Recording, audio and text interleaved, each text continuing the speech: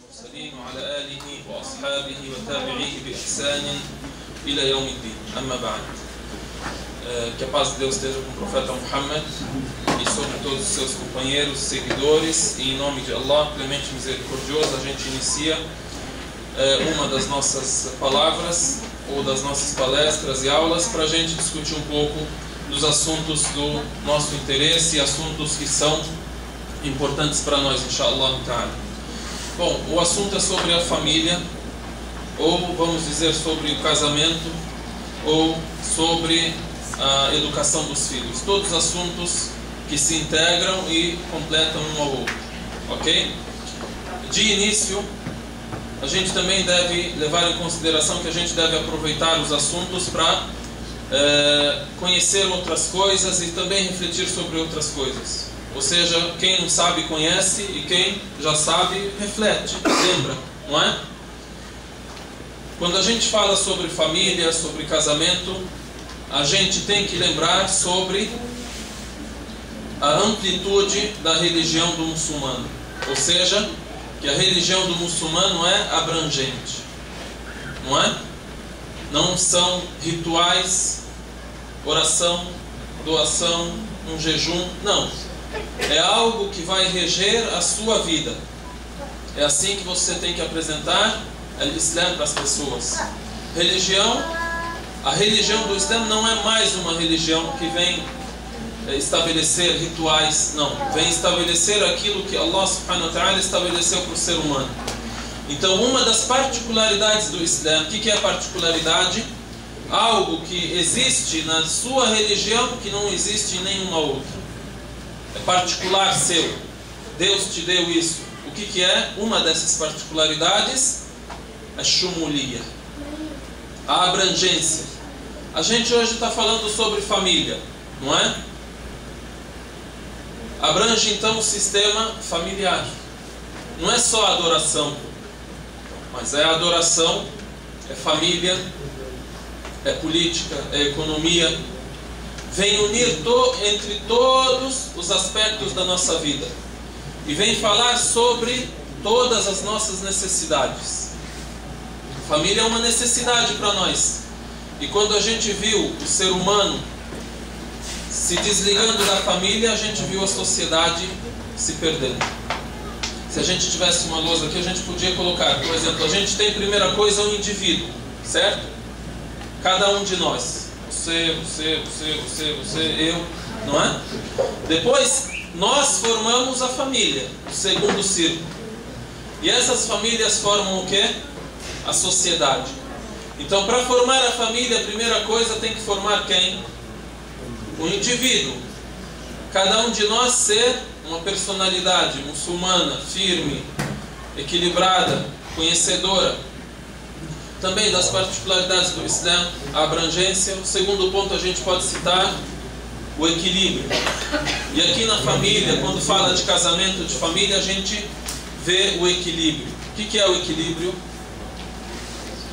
Sempre as coisas têm dois extremos e um ponto mediano. Tem a negligência e tem o exagero. Tem gente que é exagerada e tem gente que é negligente. Entre os muçulmanos, por exemplo, há aqueles que negligenciam tudo, não cumprem com isso, não cumprem com a oração, etc. Há aqueles, que são pouquíssimos hoje, que querem só rezar, quando na verdade ele deveria estar no ponto mediano, deveria estar fazendo o quê? Unindo entre todos os aspectos da vida. Ele precisa trabalhar, ele precisa construir família, ele precisa rezar, precisa construir a sua espiritualidade individualmente, depois ele vai construir a sua família, depois ele vai trabalhar, buscar seu sustento, etc. A gente vê isso na época do profeta Muhammad sallallahu alaihi wasallam e tem a ver com o nosso assunto, a família. Há uma história de 3 homens que vieram visitar o profeta sallallahu alaihi wasallam. Vieram perguntar sobre a vida dele, como é. Então, perguntaram sobre Nabi sallallahu alaihi wasallam, como é a vida dele. Quando perguntaram, foram informados, eles acharam aquilo pouco para eles. O que o profeta fazia era pouco. Então eles têm que fazer mais. Por quê? Quem é o profeta perto de nós? É aquele que Deus perdoa ele, o que antecedeu, o que vai vir. É o profeta de Deus próximo dele. Então a gente precisa fazer muito mais.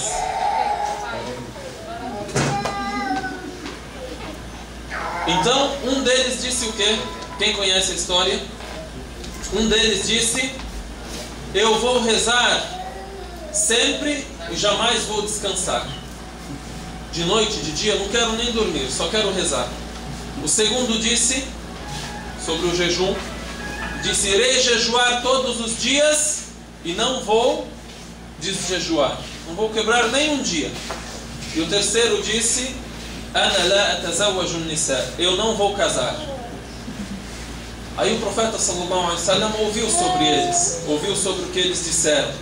Então chamou os três. Aí disse para eles, a frase que finaliza essa história, disse para eles: ana atqakum lillahi wa akhshakum lah, walakinni usalli wa arqud, wa asumu wa uftir, wa atazawwaju an-nisa, faman raghiba an sunnati falaysa minni. No fim ele disse o quê? faman raghiba an sunnati falaysa minni. Quem não estiver de acordo com a minha tradição, com a minha sunna, não é dos meus. Mas o que ele disse para eles? Eu rezo e eu descanso. Eu jejuo e eu me alimento. E eu caso. Quem não seguir a minha tradição não é dos meus. Né? Então ele, o que ele fez? Ele tratou de um extremo. Qual que era esse extremo? O exagero.